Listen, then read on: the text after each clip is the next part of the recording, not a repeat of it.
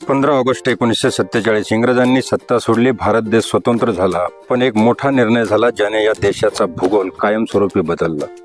दुसऱ्या दिवशी सकाळी उठल्यावर लोकांना अचानक समजलं आपला देश बदललाय. सगळीकडे भीतीचं वातावरण पसरलं. त्या दिवशी एक निर्णय झाला होता, तो म्हणजे फाळणीचा, आणि ज्या निर्णयाने भारत आणि पाकिस्तान अशा दोन देशांची निर्मिती केली. इंग्रज भारतातून जात होते. त्यांनी जाताना असा सीमारेषेचा नकाशा बनवला की लोक एका रात्रीत परकी झाली. त्या फाळणीने लहानपणापासूनच शेजारी राहणारे, एकत्र खेळणारे मित्र अचानक एका रात्रीत एकमेकांचे शत्रू झाले. या निर्णयाने फक्त जमिनीची नाही तर दोन धर्माच्या मनांची विभागणी केली आणि हिंदू मुस्लिम बंधुत्वावर इतिहासातील सर्वात मोठा प्रहार केला गेला.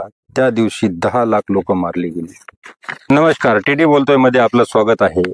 फाळणी म्हणजे देशाचे दोन तुकडे झाले, पण हे तुकडे फक्त नकाशावरच झाले नाहीत, तर ते माणसांच्या मनावर झाले. दोन धर्मियांमध्ये त्यानंतर कायमस्वरूपीसाठी सांभाळला जाणारा एक तेढ त्या दिवशी निर्माण झाला. नाहीत, माणसाची मनं दुभागली, मैत्र्या तुटल्या, कुटुंबाच्या कुटुंब उद्ध्वस्त झाले आणि शेजारीच शत्रू झाले. हे या देशाचं विभाजन धर्माच्या आधारावर झालं होतं आणि मुस्लिमांसाठी, मुस्लिम धर्मियांसाठी एक वेगळा देश बनवण्यात आला, पाकिस्तान.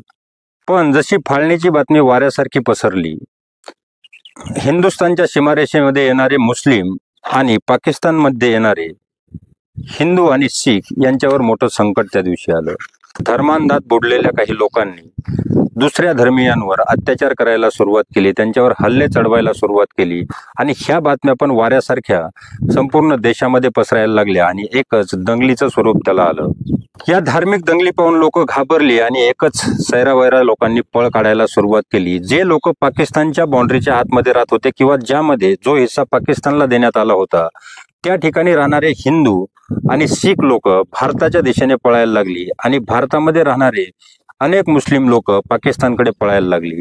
आणि अशातच हे जे धार्मिक कट्टरपंथी होते यांनी या लोकांवर हल्ले चढवायला सुरुवात केली. आणि ही गोष्ट एकाच बाजूने नाही झाली, दोन्हीही बाजूने या गोष्टी व्हायला लागल्या. आणि त्यातच माणुसकीला काळिमा फासणारी एक घटना घडली, ती म्हणजे पानिपत ट्रेन इन्सिडेंट.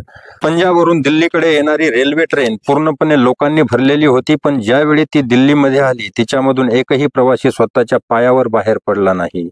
सर्वांना मारलं गेलं होतं. फक्त रक्ताचे थेंब त्या दरवाजावाटे टपकत होते. जातीय दंगलीतील दंगलखोरांनी या गाडीवर हल्ला केला होता आणि अत्यंत निर्दयीपणे निरपराध लोकांना रक्तरंजित करून टाकलं होतं. हजारो लोकांचा खून फक्त धार्मिक अंधतेपोटी केला गेला. म्हणूनच या ट्रेनला मृतांची गाडी असं म्हटण्यात आलं.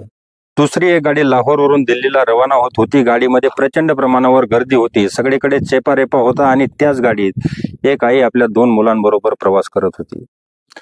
तिचा आपल्या मुलाचा हात तिच्या हातामधून सुटला आणि मुलं हारली गेली. ती आई आकांक्षेने ओरडत होती, इकडे तिकडे मुलांना शोधत होती, परंतु गर्दी एवढी होती की ती त्यांना शोधू शकत नव्हती. तिचा आवाज त्या मुलांपर्यंत पोहोचत नव्हता. आणि अशातच तिला एक समोर एक बूट दिसला आणि रक्ताने माखलेला तो संपूर्ण बूट तिच्या मुलाचा होता आणि त्या मुलाचं अंगरखा, या दोनच गोष्टी त्या आईला भेटल्या. आपले जिवंत मुलं मात्र त्या आईला भेटले नाहीत. एकीकडे संपूर्ण देशाने स्वातंत्र्य मिळालं म्हणून उत्सव साजरा केला, परंतु अशा हजारो घटना आहेत की ज्या लोकांनी आपले स्वकीय गमावलेत. त्या लोकांसमोर ही जी आपली आझादी आहे, हे जे आपलं स्वातंत्र्य आहे, ह्या स्वातंत्र्य त्यांच्यासाठी दुःखांकित गोष्ट ठरली. हजारो कुटुंबियांनी आपल्या नातलगांचे जीव गमावले होते, आपल्या घरातल्या व्यक्तींचे जीव गमावले होते. त्यांच्यासाठी हे स्वातंत्र्य म्हणजे त्यांच्या मनावर झालेला आणि कधीही न भरून निघणारा घाव. असाच एक घाव एका संताच्या मनावर झाला होता, ज्यांनी आपलं संपूर्ण आयुष्य या देशाला स्वातंत्र्य मिळवून देण्यासाठी वेचलं. ते म्हणजे महात्मा गांधी. त्यावेळी कोलकात्यामधल्या नोआखालीमध्ये हजारो लोकांचे जीव चालले होते आणि दंगली उसळल्या होत्या. अशातच महात्मा गांधी स्वतः तिथं गेले आणि उपोषणाला बसले. त्यांनी सांगितलं, जोपर्यंत या दंगली थांबणार नाही तोपर्यंत मी अन्नाचा एक कणही खाणार नाही. आणि संपूर्ण दंगल शमवली.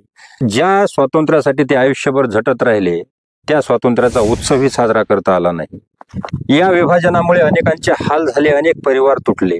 कासूरचा रमजान नावाचा 10 वर्षाचा मुलगा, त्याचे वडील भारतामध्ये राहत होते आणि आई पाकिस्तानमध्ये. अशा परिस्थितीत कोणाकडे जावं हे त्याला कळत नव्हतं आणि शेवटी त्याला अनाथ आश्रमामध्ये राहण्याची वेळ आली. असेच अनेक कुटुंबातले अनेक मुलांचे आई वडील दोन्हीही मारले गेले आणि अनेक मुलं अनाथ झाली. कित्येक लोकांना आपलं घरदार सोडावं लागलं आणि कॅम्पचा आधार घ्यावा लागला. त्यांचं अख्खं आयुष्य उद्ध्वस्त झालं, परिवारचे परिवार उद्ध्वस्त झाले.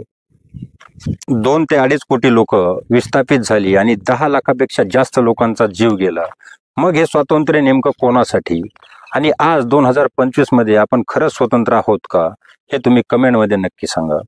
मित्रांनो, स्वातंत्र्याचा अर्थ फक्त झेंडा फडकवणं नाही, तर सत्तेच्या गादीवर बसलेल्या लोकांना आपापल्या जबाबदारीची जाणीव करून देणं आहे.